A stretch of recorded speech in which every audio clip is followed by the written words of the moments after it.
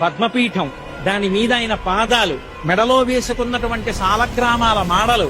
ఇలా ముందుకొచ్చినటువంటి వక్షస్థలం, శ్రీదేవి భూదేవి వాళ్ళకి చుట్టినటువంటి పుష్పాల మాలలు, మొలకి పెట్టుకున్నటువంటి నాగాభరణం,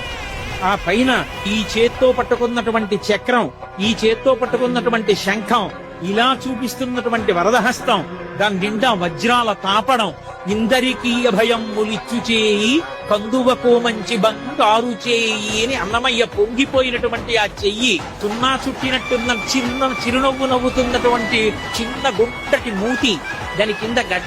గడ్డం మీద కర్పూరపు మచ్చ,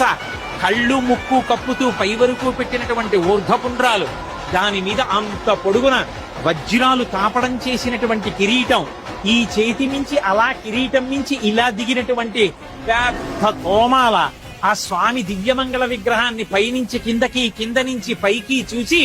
పరమ సంతోషాన్ని పొందాడు.